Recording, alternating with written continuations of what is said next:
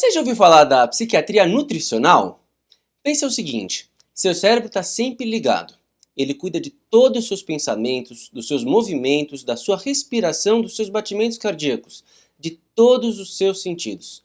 Ele trabalha duro, 24 horas por dia, 7 dias por semana, mesmo até quando você está dormindo. Isso significa que seu cérebro requer um suprimento constante de combustível. Esse combustível vem dos alimentos que você come.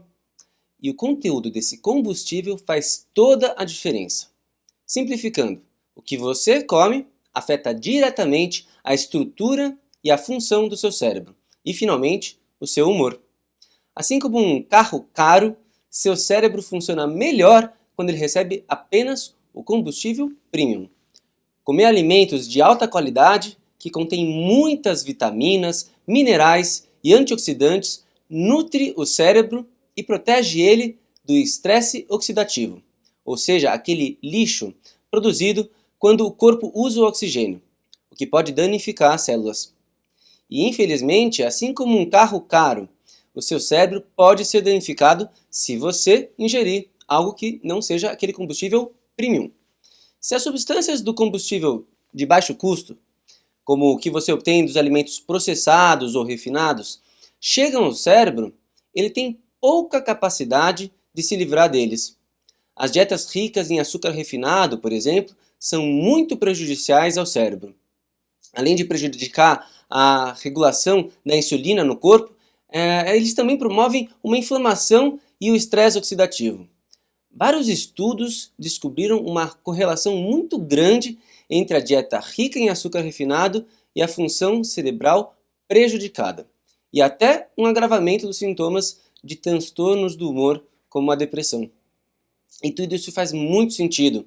Afinal, se o seu cérebro estiver privado da nutrição de boa qualidade, ou se os radicais livres ou as células inflamatórias prejudiciais estiverem circulando naquele espaço fechado do nosso cérebro, isso vai contribuir ainda mais para a lesão do tecido cerebral. E é de se esperar que haja consequências negativas.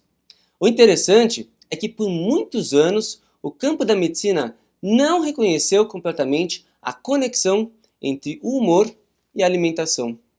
E hoje, felizmente, esse crescente campo que a gente chama de psiquiatria nutricional está descobrindo que há muitas consequências e correlações entre não apenas o que você come, como você se sente e como você se comporta, mas também os tipos de bactérias que vivem no seu intestino. Então, como que os alimentos que você come afetam como você se sente? Pois é, sabe a serotonina? Aquela que é um neurotransmissor que ajuda a regular o nosso sono, o nosso apetite, medeia o nosso humor e inibe a dor? Então, ela é produzida 95% no trato gastrointestinal. E o trato gastrointestinal está alinhado com 100 milhões de células nervosas, ou que a gente também chama de neurônios. Então isso faz sentido que o funcionamento interno do sistema digestivo não apenas ajude a digerir os alimentos, mas também auxilie nas suas emoções. Além disso, a função desses neurônios e a produção dos neurotransmissores, como a serotonina, é altamente influenciada pelos bilhões de bactérias boas que compõem o seu microbioma intestinal. Essas bactérias desempenham um papel essencial na sua saúde. Elas protegem o revestimento do intestino e garantem uma forte barreira contra toxinas e bactérias ruins.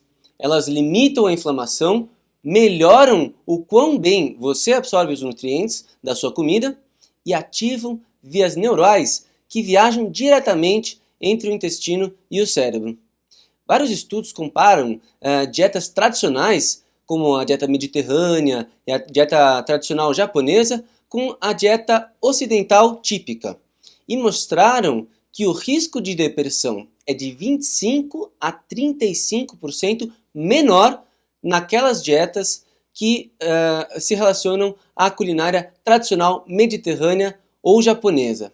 Essa diferença acontece porque essas dietas tradicionais tendem a ser ricas em vegetais, em frutas e em grãos não processados e peixes e frutos do mar, além de conter só uma pequena quantidade de carnes magras e laticínios.